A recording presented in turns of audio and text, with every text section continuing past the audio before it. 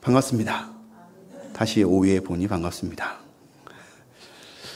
점심 식사는 여전히 맛있게 하셨죠? 네. 저만 맛있게 먹지 않기를 원합니다. 오늘은 무슨 마이크를 안 쓰고 일부러 강대상 마이크를 썼습니다. 지난주 유튜브를 보니까 무선 마이크는 아직 좀 소리가 약한 것 같더라고요.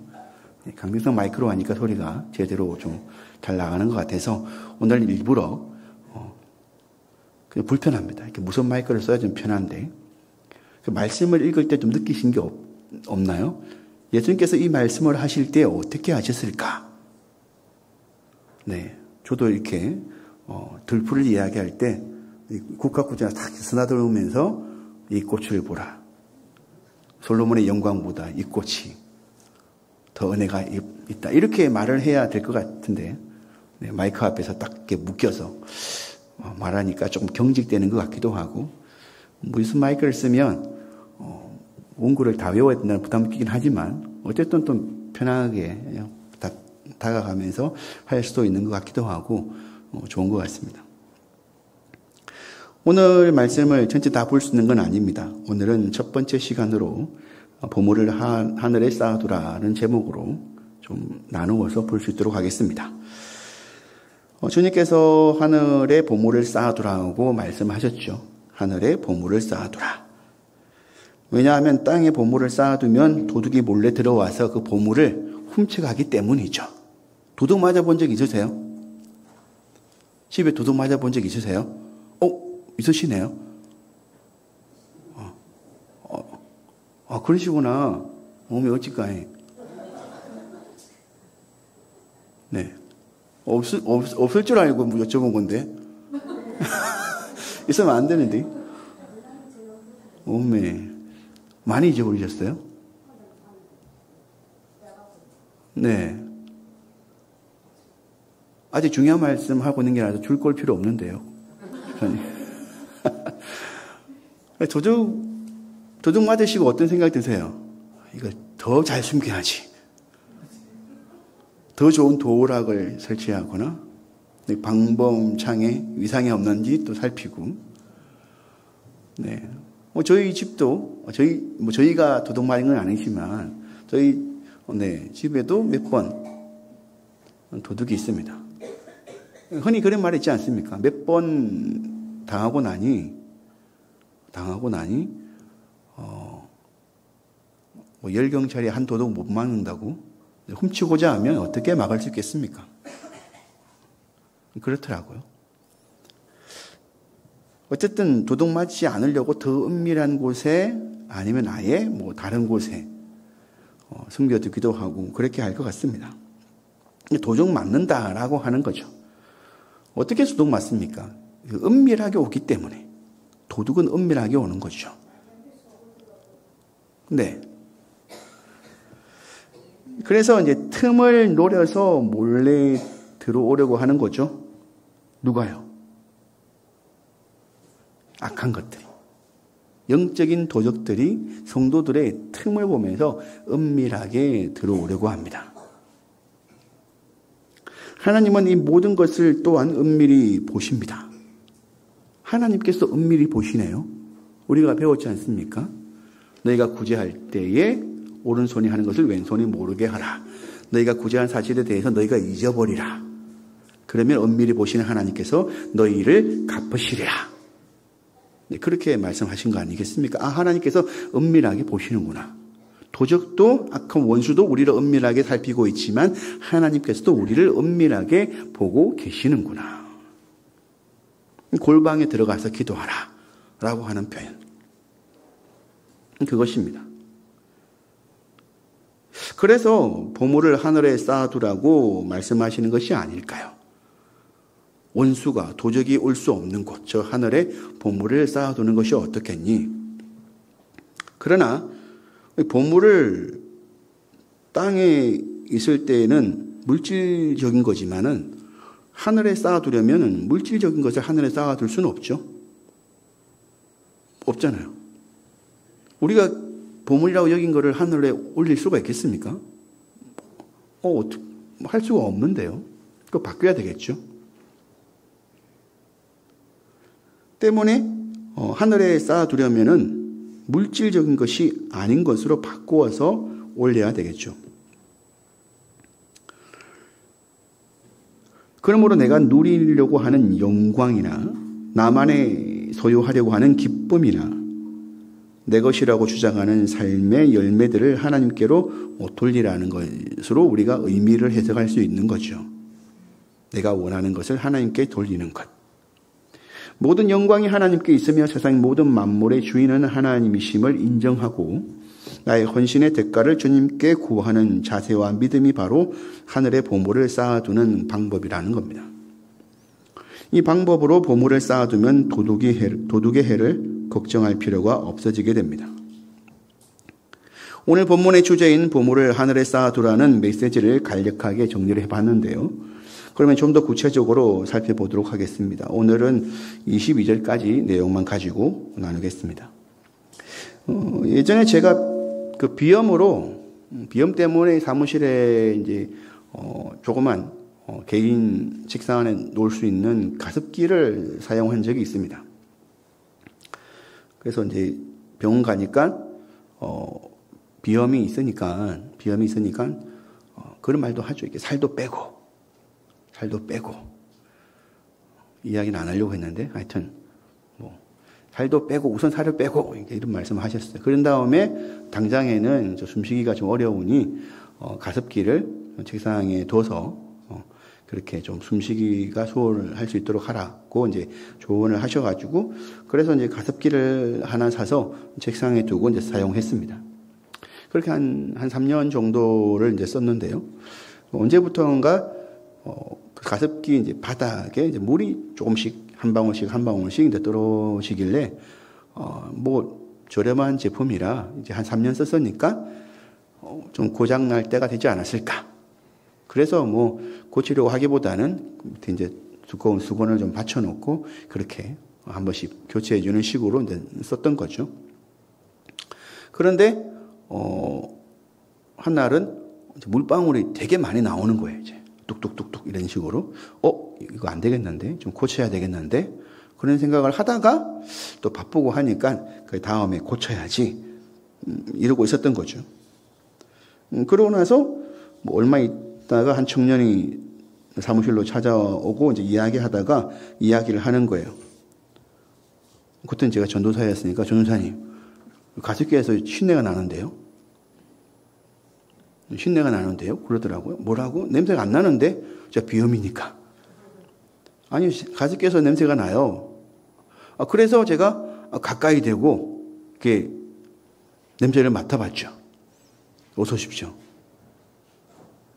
반갑습니다. 반갑습니다. 어디까지 이야기했죠? 네. 가습기에서 신내가 난다. 잘 듣고 계시나? 제가 확인했던 겁니다. 제가 비염이라서 냄새를 잘 못 맡았던 이유 때문이죠. 그래서 더 가까이 대고 냄새를 맡아보니 정말 신내가 나는 거죠. 곰팡이가 쓸었구나. 그래서 마음의 생각이 좀 들었던 거죠. 정수기 물만 사용하고 주기적으로 옆에 겉에 되도록 안쪽까지는 아니지만 그래도 잘 닦아주고 깨끗하게 했다고 생각했는데 어떻게 해서 곰팡이가 피었을까? 그렇게 해서 이제 다 해체해서 닦으면서 제가 회개 기도를 했죠. 제가 아시지 않습니까? 저 한 번씩 사물이랑 대화를 한다고. 네, 아침 출근해서 퇴근하기까지 하루 8시간 정도를 늘 나를 위해서 습기를 뿜어주고 있는, 쉬지 않고 뿜어주고 있는, 너는 그렇게 나를 위하여 3년 동안 애를 썼건만 그렇게 너도 아프면 이야기하라고 내가 그렇게 말을 했건만 물방울이 떨어질 때 네가 아프다고 말하는 것이었는데 내가 그걸 미처 깨닫지 못했다. 미안하다. 네. 그리고 얼마 있다 버렸습니다. 쓸 수가 없게 되어버려서 아무튼 그런 일이 있었습니다. 제가 왜 말씀드리냐면 저는 저의 가습기에 절대 무심하지 않았습니다. 저는 제가 가지고 있는 물품들에 대해서 전혀 무심하지 않습니다. 제 아내는 한 번씩 그래요. 뭘 그렇게 하냐. 갖다 버려라. 새 것을 하나 사라고 이야기해요. 제 아내는 굉장히 무정한 사람입니다. 아마 제가 쓸모가 없으면 갖다 버릴 겁니다. 아직까지 제가 쓸모가 있다는 말이겠죠. 네, 기도하고 있습니다. 하나님, 제가 제 아내에게 아직까지 쓸모가 있는 사람이길 감사합니다. 기도해 주십시오. 제가 여러분들께 쓸모 있는 사람이기를. 하나님은 저희들을 향해서 무심하지 않습니다. 저도 제 아내를 향해서 무심하지도 않고 제 아내도 저를 향해서 무심하지 않습니다. 저는 성격상 제가 가지고 있는 물건에 대해서 무심하지도 않습니다. 그런데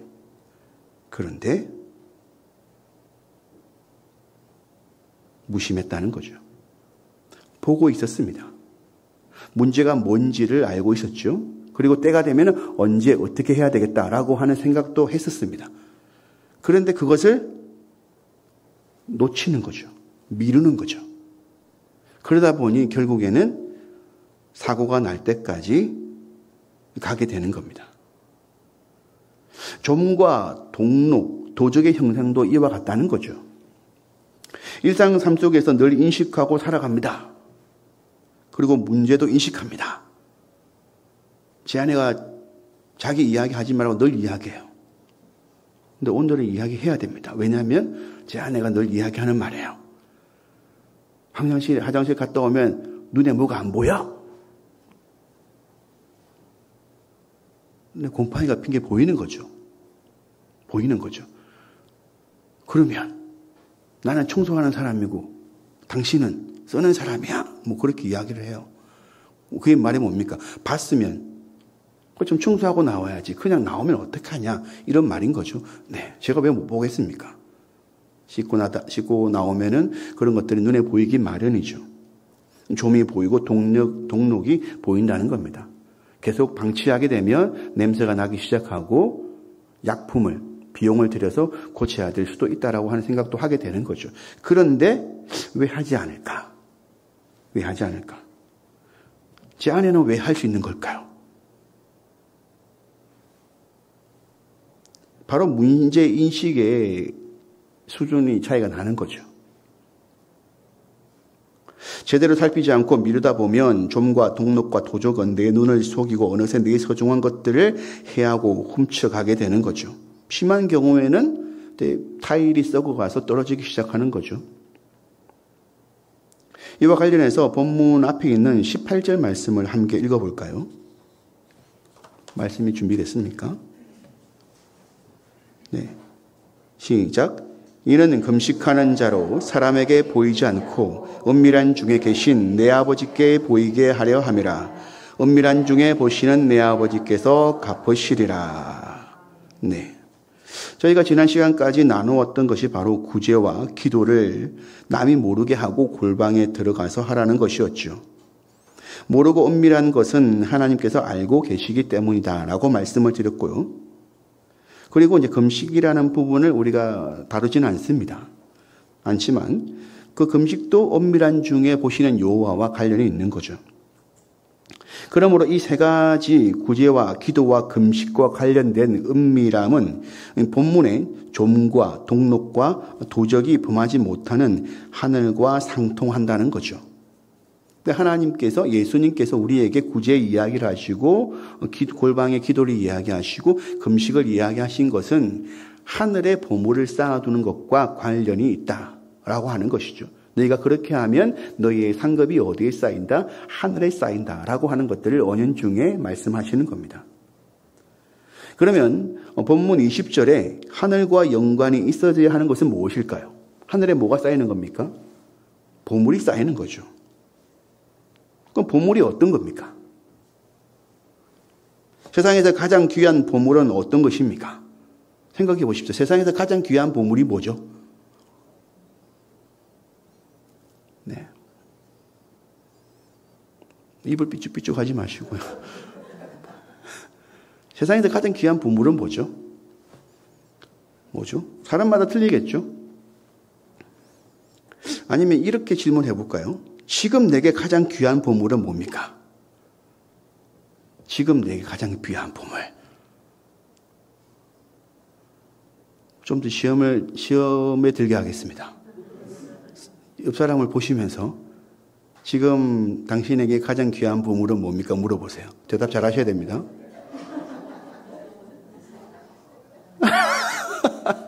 바로 어깨를 치네요. 그게 아니잖아. 네, 저는 제 아내입니다. 상호 형제 이렇게 대답했어야 돼요.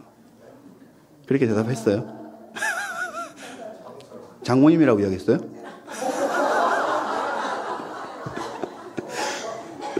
네, 장모님도 귀하죠. 네, 귀합니다. 네. 오늘 저희 장모님 생신이셔서 아침에 눈 뜨자마자 네, 생신 축하 문자를 보냈습니다.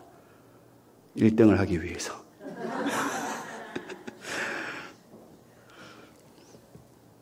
가장 귀한 보물이 뭘까? 본문에서 뭐라고 이야기합니까? 21절을 한번 읽어볼까요? 시작. 내 보물이 있는 그곳에는 내 마음도 있느니라. 아, 그렇구나. 내 마음이 있는 곳에 내 보물이 있구나. 그 마음이 어디에 있으세요? 콩밭에 있으세요? 네. 마음이 있는 곳. 내가 지금 뭘 보고 있는가? 내 눈에 들어오는 그것이 사실 보물인 거죠. 그러면 저를 바라보시는 성도님들은 뭡니까? 제가 보물인 거죠. 저를 보고 계시니까. 갑자기 고개 돌리지 마시고요.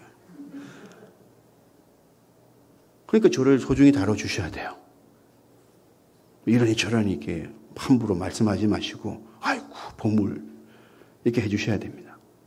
반대로 저도 성도님들을 보고 있으니까 뭐예요? 제 눈에는 성도님들이 보물인 거죠. 제 보물들입니다. 아이고 나는 아니겠죠? 아닙니다. 네, 집사님이 보물이신 거예요. 저한테. 저랑 눈이 마주쳤으면 아 내가 보물이구나. 그런 겁니다. 그러니까 서로를 위해서 늘 기도해 주셔야 되는 거죠. 서로 보물을 위해서 기도해 주셔야 됩니다.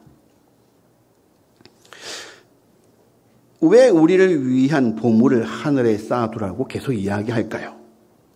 좀이나 동록이 해하지 못하고 도둑이 구멍을 뚫지 못하도록 하기 위해서. 제가 여러 번 이렇게 말씀드리는 이유는 절대 잊으면 안 되는 원리이기 때문에 그렇습니다. 절대로 잊어버리면 안 되는 원리예요. 보물을 하늘에 쌓아두는 삶. 절대로 잊어서는 안 된다는 거예요. 그러니까 이 말은 뭐다? 맨날 잊어먹는다는 거예요. 그렇게 하늘에 쌓아두라고 이야기했는데 옷장 속에 숨겨두고 건보에 넣어두고 통장에 넣어두고 어디에 투자하고 땅 사고 집 사고 그렇게 넣어주다 보니 네, 잃어버리는 거예요. 사기도 당하고 실망하게 되고 무너져 내리고 안 무너져 내리니까 뭐예요? 땅이 꺼지잖아요. 땅이 꺼지잖아요. 잊어버린다는 거예요. 그러니까 제가 여러 번 말씀드리는 겁니다. 저도 포함됩니다. 너무나도 쉽고 간단한 교훈인데 그런데 문제가 있는 거죠. 땅 위에 쌓는 보물을 어떻게 하늘로 보낼 수 있느냐. 앞서 말씀드렸습니다. 바꾸어야 된다고. 다시 본문을 살펴보면 21절에 내 마음이 있는 곳에 보물이 있다라고 했는데요. 이 마음이 있는 곳, 이 마음을 달리 표현해 보면 뜻과 의지, 이 소망으로 이해할 수 있습니다. 하늘 소망이라는 복음송이 있었죠. 제가 8월 달에 예배 찬양으로 한번 나눴던 적이 있는데요. 그 가사를 한번 띄워주시면 그 가사에 보면 나는 지금 비록 땅을 벗하며 살지라도 땅에 대해서 이야기하고 있고요.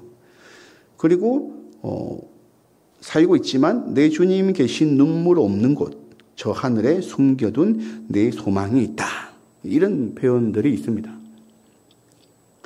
예수님께서 제자들을 향해서 사람들을 향해서 나는 비록 사람이 되어서 육신을 가지고 이 땅에서 너희들과 함께 살아가고 있지만 내 소망은 저기 저 하늘에 있어.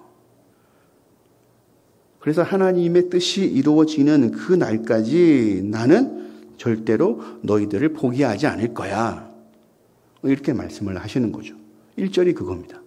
또 2절이 똑같이 반복되거든요. 2절은 뭡니까? 예수님의 제자들이 하는 고백인 거죠. 주님이 계시지 않지만, 저희들과 함께 계시진 않지만, 여전히 저희는 이 땅에서 살아가고 있지만, 주님께서 올라가신 그 하늘에 저희도 가기를 원합니다. 때문에 주님께서 명령하신 그 소망을 하나님께서 이루시는 그 날까지 끝까지 포기하지 않고 살아갈 수 있기를 원합니다. 라고 하는 것이 고백인 거죠. 찬양은 부르지 않겠습니다. 제가 목이 안 좋아서. 지난주에 너무 무리를 했더니. 마음은 어디에 있을까요? 마음은 어디에 있습니까? 마음이 어디 있는지 말씀해 보세요. 이렇게 보통 여기에 만지죠. 마음이 어디 있는가? 그 마음은 가슴에 있다고 표현하는데요. 가슴은 몸이죠. 본문 22절을 함께 읽어볼까요? 시작. 눈은 몸의 등불이니 그러므로 내 눈이 성하면 온몸이 밝을 것이요. 이 몸에 대하여 눈과 더불어서 언급하는데 눈은 몸의 등불이라고 이야기합니다. 몸은 눈에 의하여 밝고 어두움이 결정되어진다고 하는 거죠. 눈의 속성은 어떻습니까? 시력이 나빠지면 사물이 어둡게 보이고 흐릿하게 보입니다. 이런 시력을 가지게 되면 마음을 담고 있는 몸은 답답하고 어두움에 빠지게 됩니다. 그래서 그랬던 것 같습니다. 제가 이번 주 한 주간 동안 오른쪽 눈이 가려워가지고 매일같이 눈을 비비고 다녔어요. 왜 이렇게 가렵지? 그렇게 해서 눈을 이렇게 제대로 뜨지를 못하고 그랬던 시간이었습니다. 이유 없이 가려워서. 그래서 제 아내가 보다가 누워보라고 해서 저는 눈에 넣는 연고가 있는지 몰랐습니다. 연고를 이렇게 바르더라고요. 연고를 넣는 순간 눈을 못 뜨겠더라고요. 뻑뻑해지니까.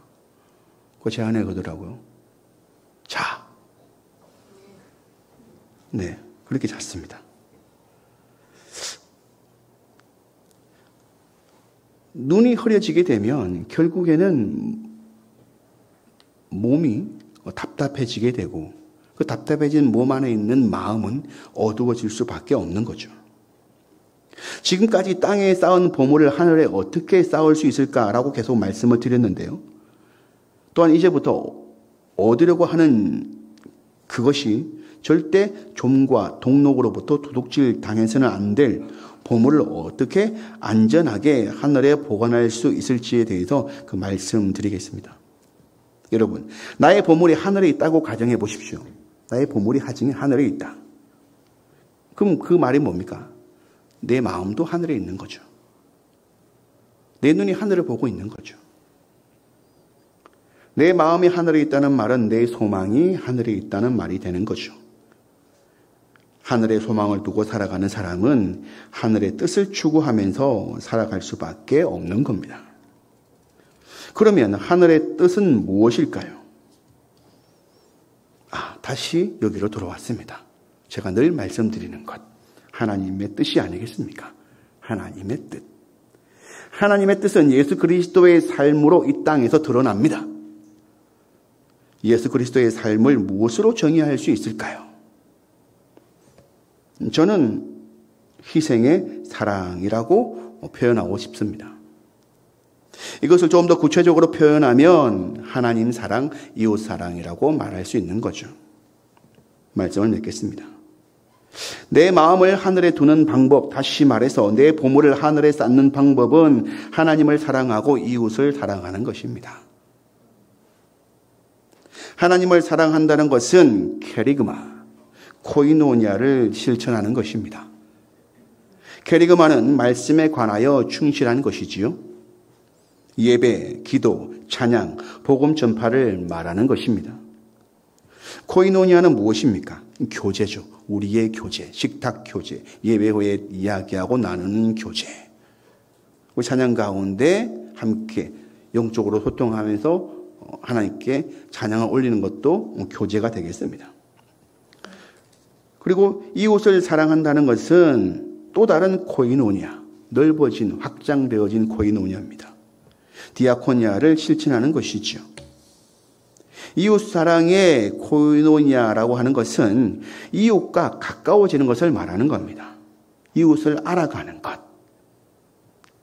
그러니까 주일날 예배 끝나고 세상에 나갔을 때 이웃들과 안부를 물으면서 어떻게 잘 지냈느냐, 그들의 사정을 알아가는 것이고 그들과 가까워지는 것이 코이노니아가 되는 거죠. 이 코이노니아가 더욱더 확장되어지고 더 깊어지게 되면 디아코니아가 되는 겁니다. 뭡니까? 그들의 문제를 알게 되는 거죠. 그들의 아픔을 알게 되고 그들의 어려움들을 알게 되는 거죠. 그래서 이해와 용서와 포용과 더 참음과 오래 참음과 희생이라고 하는 덕목들을 실천하게 되는 거죠. 그들을 위해서 기꺼이. 이게 디아코니아입니다. 어렵죠? 뭘 이야기하려고 하는 건가? 어렵지 않습니다. 하나님 사랑, 이웃 사랑은 신앙생활에 충실해지는 거예요. 간단하게 말하면 그냥 신앙생활에 충실해지는 겁니다. 신앙생활에 충실해지면 그 충실함 속에서 내 마음이 하나님이 계시는 하늘을 향하기 때문이죠. 저는 25년도를 준비하고자 요즘 많은 생각을 하고 있습니다. 왜냐하면 이루고자 하는 소망이 있기 때문이죠. 그 소망의 중심에는 성도님들께서 행복해지는 것이 핵심입니다. 어떻게 하면 예단교회 성도님들이 행복할 수 있을까? 제가 행복을 드리는 건 아니지만 나로 인하여서 이전보다 좀 더 행복할 수 있으면 어떤 것이 좋을까? 뭐가 좋을까? 그것을 선택하고 싶은 마음의 생각이 많습니다. 그 행복을 좀이나 동록이나 도적들이 훔쳐가지 못하도록 하나님께 그 길을 구하고 있습니다. 그러므로 기도해 주시기 바랍니다. 25년도에는 우리가 하늘의 보물을 쌓는 이 땅의 길을 함께 순례할 수 있도록 말입니다. 그 길을 걷는 계획이 준비되어질 수 있도록 함께 기도해 주시기를 주의 이름으로 축원드립니다.